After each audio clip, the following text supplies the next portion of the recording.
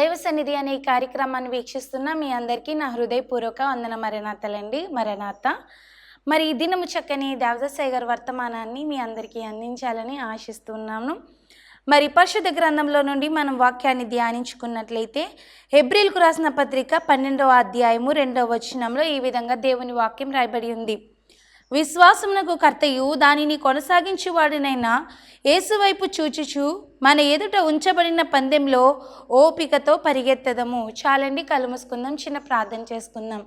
శరణతుడా, మహోన్నతుడా, సకల ఆశీర్వాదమునకు కారణభూతుడైన మా ప్రియ పరలోకపు తండ్రి, మీ ఘనమైన శ్రేష్టమైన ఉన్నతమైన నామాన్ని బట్టి నీకు వేలాది స్తుతులు స్తోత్రాలు ప్రభువా.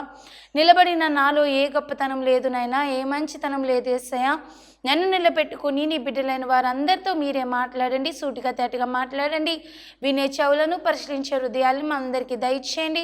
విని బుద్ధిని మీరు దయచేయండి ప్రభువా.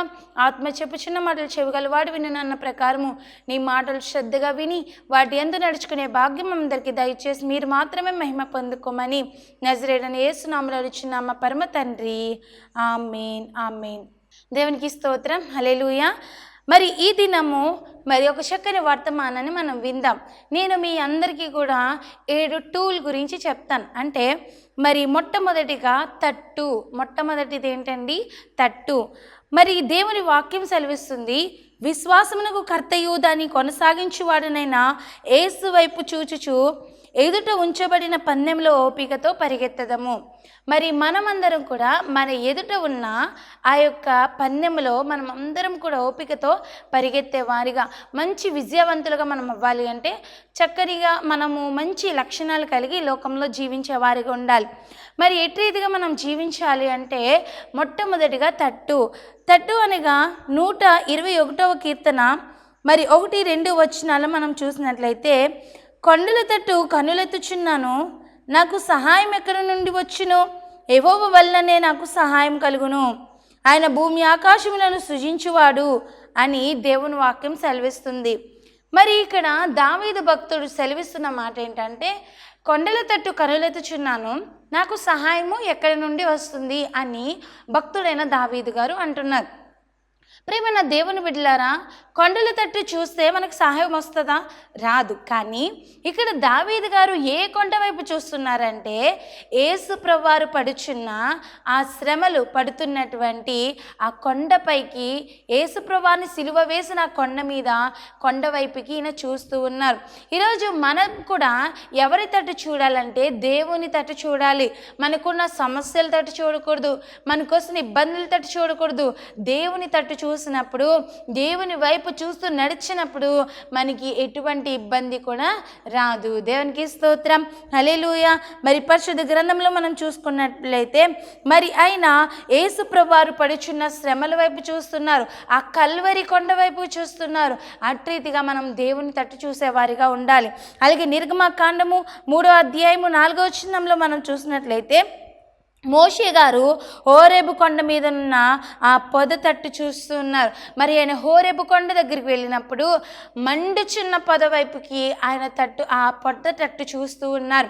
ప్రియమైన దేవుని బిడ్డలారా, ఈరోజు వాక్యం వింటున్నాం. మరి మీరు ఎవరి తట్టు చూస్తున్నారు? మీకున్న సమస్యలు బట్టి, ఇబ్బందులు బట్టి, అప్పులు బట్టి, ఇరుకులు బట్టి, ఇబ్బందులు బట్టి మీరు లోకం తట్టు చూస్తున్నారా? మరి ఎవరైనా సహాయం కొరకు వారి వైపు చూస్తూ ఉన్నారా? రాజకీయ నాయకుల తట్టు చూస్తున్నారా? నా గవర్నమెంట్ నుంచి ఏ సాయమైనా వస్తుందని వారి వైపు చూస్తున్నారేమో. కానీ వాక్యం వింటున్న ప్రియ దేవుని బిడ్డలారా, మనము దేవుని తట్టు చూసినప్పుడు, దేవుని వైపుకు చూసినప్పుడు యెహోవా వలననే నాకు సహాయం కలుగుతుందని భక్తుడైన దావీదు గారు ఎలా అయితే చెప్పారో, ఈరోజు వాక్యం వింటున్న మనకి కూడా దేవుని వైపు చూసినప్పుడు, దేవుని తట్టు మనం చూసినప్పుడు పరలోకము నుండి మనకు సహాయం కలుగుతుంది. దేవునికి స్తోత్రం, హల్లెలూయా. కాబట్టి మనం ఎవరి తట్టు చూడాలండి? దేవుని తట్టు మనం చూసేవారిగా ఉండాలి. ప్రియ దేవుని బిడ్డలారా, ఇప్పటి వరకు లోకం వైపు చూసేవేమో, కానీ ఈరోజు ఈ వాక్యం వింటున్న మీరు మొట్టమొదటిగా దేవుని తట్టు మనం చూడాలి. కల్వరి కొండ వైపు ఈ దావీదు గారు తన కనులెత్తి చూసినప్పుడు ఆయనకి ఎలా అయితే సహాయం కలుగుతుందో, మనము కూడా దేవుని తట్టు చూసినప్పుడు అటు ఇదిగా మనందరికీ కూడా సహాయం కలుగుతుంది. దేవునికి స్తోత్రం, హల్లెలూయా. మరి మనం వాక్యంలో చదువుకున్నట్లయితే 34వ కీర్తన 5వ చరణంలో మన వాక్యం ఈ విధంగా రాయబడుతుంది.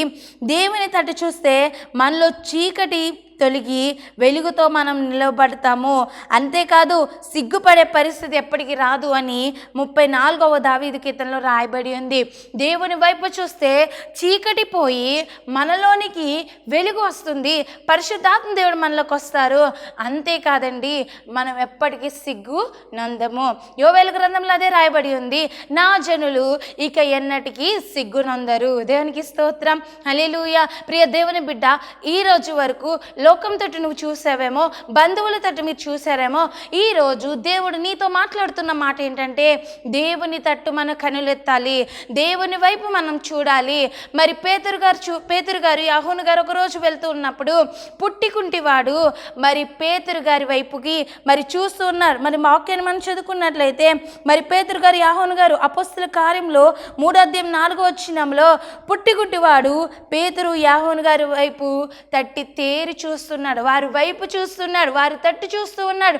ఎందుకంటే వీళ్ళు మంచి వస్త్రాలు కట్టుకున్నారు, చక్కగా దేవుని మందిరానికి వస్తూ ఉన్నారు, వీళ్ళు ధనవంతుల్లా కనిపిస్తున్నారు, వీరు నాకు సహాయము చేస్తారేమో అని మరి ఈ యాహోను గారి వైపుకి పేతురు గారి వైపుకి ఈ కుట్టివాడు మరి వాళ్ళ వైపు చూస్తున్నప్పుడు ఈ కుంటివాడితో ఈ పేతురు గారు యాహోను గారు చెప్తున్నారు ఏమనంటే, నువ్వు ఆశిస్తున్నట్లుగా మా దగ్గర ధనమేమీ లేదు, కానీ మేము కలిగి ఉన్న యేసునామంలో లేచి నడుగుము. దేవునికి స్తోత్రం. హల్లెలూయా. ప్రియ దేవుని బిడ్డలారా, ఈరోజు దేవుని తట్టు చూసినప్పుడు దేవుడు మనకి సహాయం చేస్తారు, దేవుడు మనకి మేలు చేస్తారు. దేవుని తట్టు మనం చూడాలి, మన సమస్యల తట్టు మనం చూడకూడదు, మనం దేవుని వైపు చూసేవారిగా ఉండాలి. దేవునికి స్తోత్రం. హల్లెలూయా. మరి పరిశుద్ధ గ్రంథంలో మనం చూసినట్లయితే మత్తయి సువార్త 14వ అధ్యాయంలో మనకి పేతురు గారు కనిపిస్తున్నారు. పేతురు గారు సముద్రం పైన యేసు ప్రభువు నడుస్తున్నట్లుగా ఆయన కూడా నడవాలని ఆశకొని ఉన్నప్పుడు మరి పేతురు గారు ఎప్పుడైతే ఆ ఆశని పేతురు గారి ఆశని దేవుడు తీర్చాడు. సరే అయితే నడువు అన్నప్పుడు పేతురు గారు కూడా యేసు ప్రభువారితో సముద్రం పైన అలల పైన నడుస్తూ ఉన్నారు. యేసు వైపు చూసినంతసేపు, యేసయ్య తట్టు చూసినంతసేపు ఈ యొక్క సముద్రం పైన అలలు ఈ పేతురు గారిని ఏమీ చేయలేదు. కానీ ఎప్పుడైతే యేసు తట్టు కాకుండా లోకం వైపు చూశారో, ఎప్పుడైతే వెనక్కి చూశారో, ఎప్పుడైతే భయమాత్రంలో కలిగిందో వెంటనే మునిగిపోయారు. ప్రియమైన దేవుని బిడ్డలారా, నేను ఈరోజు మీకు చెప్తున్న మాట ఏంటంటే, దేవుని తట్టు చూసినప్పుడు, దేవుని వైపుకు మాత్రమే మీరు చూసినప్పుడు దేవుడు మీ జీవితంలో మేలు చేయడం మొదలు పెడతారు. ఈరోజు ఎవరి తట్టు చూస్తున్నావు? బంధువుల తట్ట, లోకం తట్ట, ఎవరి తట్టు చూడొద్దు, మీ స్నేహితుల వైపు చూడొద్దు. ఎవరో నాకు సాయం చేస్తారు, ఎవరో నన్ను ఆదుకుంటారు అనే ఆలోచన మీకొద్దు. ప్రియ దేవుని బిడ్డలారా, దేవుని వైపుకి మాత్రమే చూడండి, దేవుని తట్టు చూడండి, దేవుని సహాయం మీరు కోరుకోండి. దేవుడు మీ జీవితంలో గొప్ప మేలులు చేయడం మొదలు పెడతారు. దేవునికి స్తోత్రం. హల్లెలూయా. మన వాక్యాన్ని చదువుకున్నట్లయితే దాసుల కనులు తమ యజమానుని చేతి తట్టు, అలాగే దాసి కనులు తన యజమానురాలు చేతి తట్టు చూసినట్లు మన దేవుడని యెహోవా మనల్ని కనుకరించే వరకు మనము దేవుని తట్టు చూచే వారిగా ఉండాలి. ఎవరైతే పని చేసిన వాడు తన యొక్క యజమానుల వైపుకి మరి చూస్తూ ఉంటాడు కదండి, మరి తన దాసుల వైపు చూస్తూ ఉంటాడు. దాసులు తన యజమానుల వైపు చూస్తున్నట్లుగా మనం కూడా దేవుని తట్టు చూడాలి. సహాయం కొరకు దేవుని వైపు మాత్రమే చూడాలి, దేవుని మాత్రమే ఆశ్రయించాలి. మొర్దెకాయి అంటాడు, నాకు సహాయం కొరకు కానీ ఎవరి కాళ్ళ మీద ఆయన నమస్కారం చేయలేదు, ఎవరిని కూడా యూదులైన వారు మొక్కేవారు కాదు, మరి దేవుని మాత్రమే వాళ్ళు ఆరాధించేవారు. ఈరోజు మనం కూడా మన సహాయం కొరకు దేవుని తట్టు మాత్రమే చూడాలి, దేవుని మాత్రం కనపరిచే వారిగా మనం ఉండాలి. అప్పుడు గొప్ప ఆశీర్వాదాన్ని మనం పొందుకోగలము. దేవునికి స్తోత్రం. హల్లెలూయా. అలాగే రెండవ విషయం ఏంటంటే, రెండవదిగా ఏంటండి? పట్టు అనగా పట్టుదల కలిగి మనం ప్రార్థన చేయాలి. మొట్టమొదటిగా తట్టు అంటే దేవుని తట్టు మనం చూడాలి, యేసయ్య వైపుగా మన కనులెత్తి చూడాలి, ఆయన సహాయం మనం కోరుకోవాలి. రెండవదిగా పట్టు. ఈ లోకంలో చాలామందికి పట్టుదల అనేది ఉంటుంది, కానీ పట్టుదల ఏ విషయంలో ఉండాలి అని దేవుడి వాక్యం సెలవిస్తుందంటే, పట్టుదలతో మీరు దేవుని సన్నిధిలో ప్రార్థన చేయాలి. దేవునికి స్తోత్రం. హల్లెలూయా. మరి వాక్యాన్ని మనం చదువుకున్నట్లయితే రోమిలికి రాసిన పత్రిక 12వ అధ్యాయం 12వ వచనంలో దేవుని వాక్యం ఈ విధంగా రాయబడి ఉంది. నిరీక్షణ గలవారై సంతోషించుచు శ్రమయందు ఓర్పు గలవారై ప్రార్థనయందు పట్టుదల కలిగి ఉండుడి. దేవునికి స్తోత్రం, హల్లెలూయా. మరి నేను మీ అందరికీ కూడా ఒక ఉపమానం చెప్తాను, ఒక కథ చెప్తాను. ఏంటంటే ఒక రాజుగారు మంత్రి గారు ఉన్నారు. మరి రాజుగారు మంత్రి గారి ఇంటి దగ్గర నుంచి, ఆ రాజుగారి ఇంటి దగ్గర నుంచి రోజు ఒక వ్యక్తి పేదవాడు అలా నడుస్తూ ఉండేవాడు అనమాట. ఒక దరిద్రుడు ఆ రోజు అలా ఆ మార్గంలో వెళ్తూ ఉండేవాడు. అయితే రాజుగారికి మనసులో అనిపించింది, ఈ వ్యక్తి పాపం రోజు అడుగుతూ ఈ మార్గమును వెళ్తూ ఉన్నాడు, నా మనసుకు ఎందుకో ఇతనికి సహాయం చెయ్యాలి, ఇతని పేదరికాన్ని మనం పోగొట్టాలి అనుకుని ఈ రాజు అనుకుంటాడేమనంటే, మరి ఏ విధంగా మనం సాయం చేయాలంటే మంత్రి అంటాడు, రాజా ఇతరులో నాకు ఎంత మాత్రం కూడా దరిద్రం పోయేటువంటి కళ నాకు కనిపించట్లేదు, మంచిగా రాజకీయాల్లో కనిపించట్లేదు, మనం మేలు చేద్దామని ఆయన మేలుని తీసుకునేలా అనిపించట్లేదు. అంటే మరి రాజుగారు అంటారు, నువ్వు మాట్లాడుకు మంత్రి, మరి నేను సహాయం చేయాలనుకుంటున్నాను, మరి దానికి మార్గం చెప్పు. అంటే మరి ఈ యొక్క రాజుగారికి మంత్రి గారు ఇచ్చిన సలహా ఏంటంటే, సరే రాజా, అయితే ఈ యొక్క పేదవాడు వస్తున్నప్పటికీ దరిద్రుడు వెళ్తున్న మార్గంలో మనం ఒక మూటలో బంగారము వజ్రాలు పెట్టి మరి ఆ మూట పెడదాము, ఆ వ్యక్తి దాన్ని తీసుకుని వెళ్తాడు అని అనుకున్నప్పటికీ, సరే అయితే అలా చేద్దామన్నప్పటికీ వస్తున్న అతని దారిలో మరి ఒక మూటలో మరి బంగారము వజ్రాలు ఇవన్నీ పెట్టి వైడూర్యాలు పెట్టి మరి పెట్టినప్పుడు మరి దరిద్రుడు రోజు వస్తున్న మార్గమున వస్తూ ఉన్నాడు. అయితే ఆ దరిద్రుడు మరి రోజు కూడా వెళ్తున్న మార్గమే కదా, మరి ఈరోజు అనుకున్నాడంటే ఏమనంటే, మరి నేను రోజు వెళ్తున్న మార్గమే కదా ఇది, అయితే నేను ఎంతవరకు తెలివైన వాడిని, ఎంతవరకు నేను మార్గంలో వెళ్ళగలను అని చెప్పి తనలో తను ఒక పోటీ పెట్టుకున్నాడు. ఏంటంటే, నేను కళ్ళు మూసుకుని కరెక్ట్గా ఆ గమ్యానికి చేరగలనో లేదో అని అతనిలో అతను పెట్టుకున్నాడు అనమాట, ఒక పోటీ పెట్టుకున్నాడు. అయితే కళ్ళు మూసుకుని నడవడం మొదలు పెట్టాడు. దేవునికి స్తోత్రం, హల్లెలూయా. అయితే కళ్ళు మూసుకుని నడుస్తున్నాడు. మార్గం మధ్యలో అతనికి ఏం పెట్టారంట, ఒక మూటను పెట్టారు. అయితే ఆ మూట తన్నుకున్నప్పుడు ఏంటి అని కొలితేసి చూడాలా, కానీ ఇతనిలో ఒక పట్టుదల ఏంటంటే, నేను గమ్యానికి చేరాలి, పొట్టు ఎంత మాత్రం విడవకూడదు, నేను కళ్ళు ఎంత మాత్రం తెరవకూడదు అని చెప్పి ఆ మూటని ఎవరో దారికి మధ్యలో ఏదో పెట్టేశారని కాళ్ళతో తన్నేసి ఈయన ఏం చేస్తున్నాడంట, ఆ గమ్యానికి వెళ్ళిపోతూ ఉన్నారు.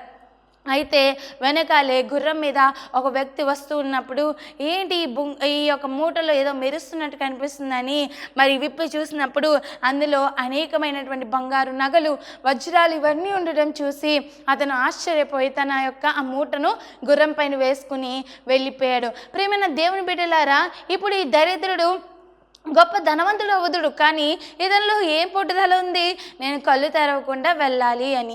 ఈ దినము లోకానుసారంగా మనకి ఏ పట్టుదల ఉండకూడదు, కానీ మనము పరిశుద్ధులుగా మనం అందరం పట్టుదల కలిగి దేవుని సన్నిధిలో ప్రార్థన చేయాలి. ఈ లోక విషయాల పట్టుదల మనకు ఉండకూడదు.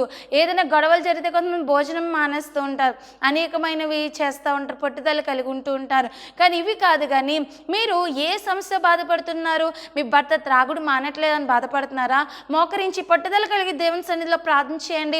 యేసయ్యా, నా భర్త మరి త్రాగుడుతో బానిస అయిపోయి ఉన్నారు ప్రభువా, నీవే నా జీవితంలో మేలు చేయాలి, నా భర్త త్రాగుడు వైపు మరొకసారి వెళ్లకుండా మీరు మేలు చేయాలని పట్టుదల కలిగి ప్రార్థించినప్పుడు దేవుడు మీ జీవితంలో గొప్ప మేలు చేస్తారు. అలాగే మనమందరం కూడా పట్టుదల కలిగి ఏ విషయంలో అప్పుల సమస్యల, ఇబ్బందుల, ఇరుకుల, శోధనల ప్రతి విషయమందు కూడా దేవునికి మాత్రమే చెప్పండి. దేవా, ఇంకో నేను ఈ సమస్య బాధపడుతున్నాను, నువ్వు కార్యం చేసే వరకు నీ సన్నిధిని నేను విడవనని మన ఉపవాసంతో పట్టుదల కలిగి ప్రార్థించినప్పుడు దేవుడు మన ప్రార్థనని ఆలకించే దేవుడై ఉన్నారు. దేవునికి స్తోత్రం, హల్లెలూయా. మరి వాక్యంలో సెలవిస్తుంది, ప్రకటన గ్రంథం 3వ అధ్యాయం 11వ వచనంలో, దేవుడు మనకు ఇచ్చిన వాణిని అపవాది అపహరింపకుండా గట్టిగా పట్టుకోవాలి. దేవునికి స్తోత్రం, హల్లెలూయా. మనకి ప్రార్థన తలంతు, పాటల తలంతు, వాద్యాలు వాయించే తలంతు, వాక్యం చెప్పే తలంతు, ఏ తలంతు అయినా సరే అపవాది అపహరించుకోకుండా మనం దాన్ని గట్టిగా పట్టుకోవాలి అని దేవుని వాక్యం సెలవిస్తుంది. ఈరోజు మీకు ఏ తలంత ఇచ్చారో ఆ తలంతను మనం కాపాడుకోవాలి, పట్టుదల కలిగి మనము కాపాడుకోవాలని దేవుని వాక్యం సెలవిస్తుంది. ఏలియా గారు ఏంటండి, పట్టుదల కలిగి ప్రార్థించినప్పుడు 3.5 సంవత్సరాలు వర్షం కురవలేదు. అదే ఏలియా గారు మళ్ళీ పట్టుదలతో ప్రార్థించినప్పుడు దేవుడు వర్షాన్ని కుమ్మరించారు. ఈరోజు ప్రియమైన దేవుని బిడ్డలారా, మీరు ఎటువంటి ప్రార్థన చేయగలుగుతున్నారు?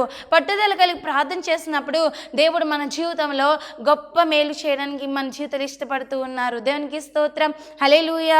అలాగే మనం చూసినట్లయితే కనాను స్త్రీ జీవితంలో మనం చూసినట్లయితే కనాను స్త్రీ కూడా పట్టుదల కలిగి మరి చావు బ్రతుకులో ఉన్న తన కుమార్తె కొరకు యేసయ్య దగ్గరికి వచ్చినప్పుడు యేసయ్య ఆమె మొరను విన్నారు. దేవునికి స్తోత్రం, హల్లెలూయా. మరి 2 విషయాలు మనం చెప్పుకున్నాం. మొట్టమొదటిగా దేవుని తట్టు మనం చూడాలి, రెండవదిగా పట్టుదల కలిగి మనం ప్రార్థన చేయాలి. తట్టు పట్టు కోసం మనము ఈ దినం ధ్యానించుకున్నాం.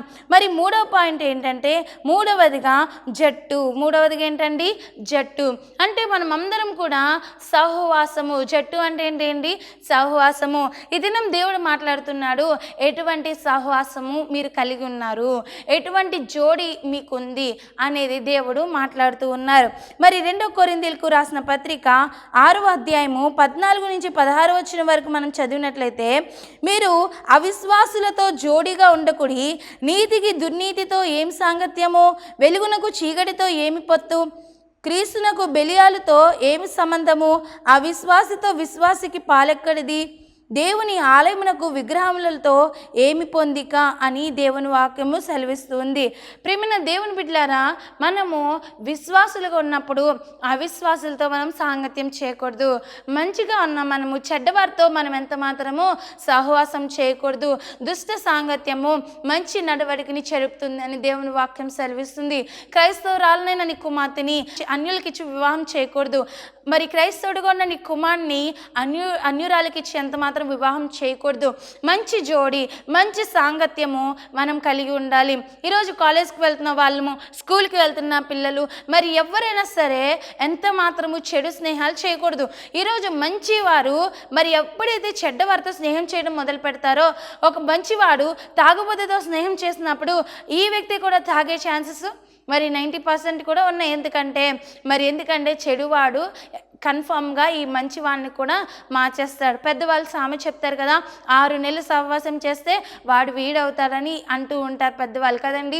మీరెవరికి వచ్చి వివాహం చేస్తున్నారు, ఎలాంటి జోడీలు మీరు పెట్టుకుంటున్నారు? ఈరోజు ప్రియమైన దేవుని బిడ్డలారా, వాక్యం సెలవిస్తుంది, మన సహవాసం మంచిగా ఉండాలి. మనం జోడి నిశ్చయించుకున్నప్పుడు మరి చక్కగా దేవుని యొక్క వాక్యం ప్రకారం మనం నడుచుకునే వారిగా ఉండాలి. మరి 3వదిగా వాక్యం సెలవిస్తుంది ఏమనంటే, జట్టు అంటే సహవాసము. దేవునికి స్తోత్రం, హల్లెలూయా. మన సహవాసము ఎలా ఉండాలంటే, మరి దేవుని బిడ్డలైన వారితో, మరి పరిచర్య చేసే బిడ్డలతో, పాటలు పాడే బిడ్డలతో, మరి వాక్యాలు చదివే వారితో మనం కూడా సహవాసం చేసినప్పుడు వాళ్ళు ఎలా ఫాస్ట్గా వాక్యం చదువుతున్నారు, వాళ్ళు ఫాస్ట్గా ఎలా బైబిల్ ఓపెన్ చేస్తున్నారు, ఇవన్నీ చూసి మనం కూడా నేర్చుకోగలం. బైబిల్ చదివే వాళ్ళతో మనం సహవాసం చేయాలి. పాటలు పాడే వాళ్ళతో సహవాసం చేస్తే వాళ్ళు పాడుతున్నప్పుడు మనం కూడా పాడుతాము, మనకు కూడా ఆ తలంతులు దేవుడిస్తాడు. అలాగే మనము ప్రార్థన చేసే వాళ్ళతో సహవాసం చేస్తున్నప్పుడు, అయ్యో వాళ్ళు మోకరించి ప్రార్థన చేస్తున్నారు, ఈ సమయాన్ని నేను కూడా ప్రార్థన చేయాలనే ఆలోచన మనకు వస్తుంది. అప్పుడు మనం కూడా దేవుని బిడ్డలుగా మనం గొప్పగా ఆశీర్వదింపబడగలుగుతాం. ఈరోజు మన జట్టు అంటే మన సహవాసం ఎలా ఉంది ఈ దినము మనం పరిశీలించుకోవాలి. దేవునికి స్తోత్రం, హల్లెలూయా. మరి మనం చూసినట్లయితే చెడు సహవాసం చేసినప్పుడు దేవునికి ఎంత మాత్రం కూడా ఇష్టం ఉండదు. దేవునికి స్తోత్రం, హల్లెలూయా. మరి కీర్తనల గ్రంథము మరి 1వ అధ్యాయము 1వ వచనంలో రాయబడి ఉంది, దుష్టుల ఆలోచన చెప్పున నడవక, పాపుల మార్గము నిలువక, అపహాసులు కూర్చుని చోటును కూర్చుండగా యెహోవా ధర్మశాస్త్రం నందు ఆనందించాలని దేవుని వాక్యం సెలవిస్తుంది. మనం దుష్టుల ఆలోచన చెప్పున నడవకూడదు, పాపుల మార్గమును మనం నిలవకూడదు, అపవాసులు కూర్చుండే చోటును మనం కూర్చోకూడదు. మరి ఎక్కడైతే చెడు ఉంటుందో దాని జోలికి మనం పోకూడదు. దుష్టులతో సహవాసం మనం చేయకూడదు, అన్యులతో సహవాసం మనం చేయకూడదు. మరి చెడ్డవారితో సహవాసం మనం చేయకూడదు. మరి ఎవరమైనా సరే మంచి సహవాసం చేసినప్పుడు, మంచి జోడి మనకున్నప్పుడు మనం కూడా దేవునితో నడిచే గొప్ప ధన్యతను మనం పొందుకుంటాము. దేవునికి స్తోత్రం, హల్లెలూయా. ఈరోజు వాక్యం వింటున్న మీ సహవాసము ఎవరితో ఉంది, ఎలా ఉంది? కాబట్టి దేవునితో సహవాసం చేయాలి. దేవుని బిడ్డలైన వారితో మనం సహవాసము చేయాలని దేవుని వాక్యము సెలవిస్తూ ఉంది. దేవునికి స్తోత్రం, హల్లెలూయా. అలాగే మనం నాలుగవదిగా చూసినట్లయితే, నాలుగవదిగా ఒట్టు. నాలుగవదిగా ఏంటండి? ఒట్టు. మొట్టమొదటిగా తట్టు, రెండవదిగా పట్టు, మూడవదిగా జట్టు, నాలుగవదిగా ఒట్టు. ఒట్టు అంటే మనం చెప్తాము ప్రమాణము అని. దేవునికి స్తోత్రం, హల్లెలూయా. మరి నాలుగవదిగా మరి ఒట్టు అండి. ఒట్టు అంటే ప్రమాణము, నిబంధన, తోడు, వాగ్దానం అని కూడా మనం అంటూ ఉంటాం. మరి చూసినట్లయితే నహోవా గారి కాలంలో అనేక మంది చెడు నడతలను బట్టి, మరి చెడు సాంగత్యాలను బట్టి దేవుడికి ఇష్టం లేక వారందరినీ కూడా దేవుడు నాశనం చేశాడు. గొప్ప జల ప్రళయం ద్వారా దేవుడు అందరినీ కూడా, ఆ తరం వారందరినీ కూడా నాశనం చేయడం జరిగింది. ఓన్లీ నహోవా గారి కుటుంబం తప్ప అందరూ కూడా ఆ జల ప్రళయం ద్వారా నశించిపోయారు. మరి దేవుడు తరువాత పశ్చాత్తాపడి దేవుడు మరి నహోవా గారితో బాధపడుతూ అంటున్నారు, ఇక ఎన్నటికీ కూడా జల ప్రళయం ద్వారా ఈ బిడ్డల్ని ఎప్పుడు కూడా నేను నాశనం చేయను అని దేవుడు బాధపడడం జరిగింది. మరి దేవుడు ఒట్టు పెట్టుకుంటున్నారు, ఇంకెప్పటికీ కూడా ఈ విధంగా జరగదు అని. మరి ప్రియమైన దేవుని బిడ్డలారా, వాగ్దానం చేసిన దేవుడు ఎంతైనా నమ్మదగిన దేవుడు. మనకు కూడా దేవుడు వాగ్దానం చేశారు, నేను తలగా చేస్తాను కానీ తోకగా చేయను అని, నిన్ను పైవానిగా ఉంచుతాను కానీ కిందవానిగా ఉంచును అని. దేవుడు మిమ్మల్ని విడువను, నిన్ను విడువని ఎడబాయను, నేను నీకు తోడుగా ఉంటానని, నా సన్నిధి నీకు తోడుగా వస్తుందని, నువ్వు భయపడవద్దని అనేకమైన వాగ్దానాలు దేవుడు మనకి ఇచ్చారు. తల్లి అయినా మరచునేమో, నేను నిన్ను మరువను అని దేవుడు మనకు వాగ్దానం చేశారు. కాబట్టి దేవుడు మనకి ఇచ్చిన ఒట్టు అంటే వాగ్దానము, ఆ వాగ్దానం మీద నమ్మకం ఉంచి మనం ముందుకు సాగేవారిగా ఉండాలి. మరి ఒకనొక దినంలో ఒకనొకప్పుడు దేవుడు మాకు వాగ్దానం చేశారు, మరి నన్ను మా చెల్లిని బహుబలంగా వాడుకుంటానని. అయితే ఒకప్పుడు మేము టీవీలో మెసేజెస్ చెప్పేవాళ్ళం, కానీ మళ్ళీ కొన్ని ఆటంకాల ద్వారా, మరి కొన్ని పరిస్థితులు బట్టి మళ్ళీ మేము వాక్యాలు చెప్పడం ఆపేయడం జరిగింది. కానీ దేవుడు ఇచ్చిన వాగ్దానం గొప్పది. మళ్ళీ దేవుడు ఆయన సన్నిధిలో బహుబలంగా వాడుకోవడం మొదలుపెట్టారు. దేవునికి స్తోత్రం, హల్లెలూయా. ఈరోజు మనం కూడా దేవుని వాగ్దానం పట్ల మనం నిరీక్షిస్తూ విశ్వాసంతో ముందుకు సాగినప్పుడు దేవుడు తను తప్పకుండా మన జీవితంలో నెరవేరుస్తారు. కాబట్టి నాలుగవదిగా మనం ఏం చెప్పుకున్నామంటే, ఒట్టు అంటే దేవుని యొక్క వాగ్దానము అని. దేవునికి స్తోత్రం, హల్లెలూయా. అలాగే మనం చూసినట్లయితే ఐదవదిగా కట్టు. మరి కట్టు అంటే క్రీస్తు అనే బండ మీద మనము మన విశ్వాస జీవితాన్ని కట్టుకోవాలి. మనకి తెలుసు బండ అంటే క్రీస్తుకు సాదృశ్యమని. మరి బండ మీద మనము మన జీవితాన్ని కట్టుకోవాలి.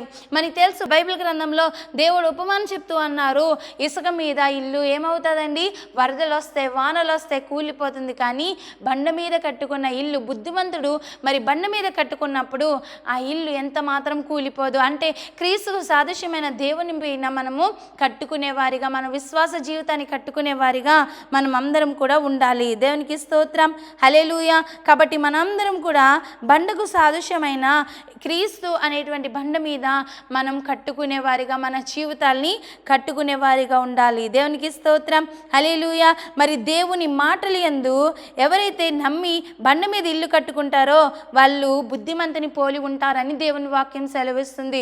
మరి మనం బుద్ధిమంతులు కలిగి, బుద్ధి కలిగిన కన్యకుల వలె చక్కగా మన జీవితాన్ని కట్టుకునే వారిగా ఉండాలి. దేవునికి స్తోత్రం, హల్లెలూయా. కాబట్టి కట్టు అంటే మరి బండ మీద మనము ఇల్లు కట్టుకునే వారిగా, అంటే మనం దేవునిలో మనం కట్టుకోవాలి మన జీవితాల్ని. ద్రాక్షవల్లి నేను, తీగలు మీరు, ఎవరు నా యందు కట్టబడి ఉంటారో వారు బహుగా ఫలిస్తారని దేవుని వాక్యం సెలవిస్తుంది. మనం దేవునిలో అంటు కట్టబడాలి, అప్పుడు మనం గొప్పగా ఆశీర్వదింపబడగలుగుతాము. అలాగే ఆరవదిగా బొట్టు. ఆరవదిగా ఏంటండి? బొట్టు.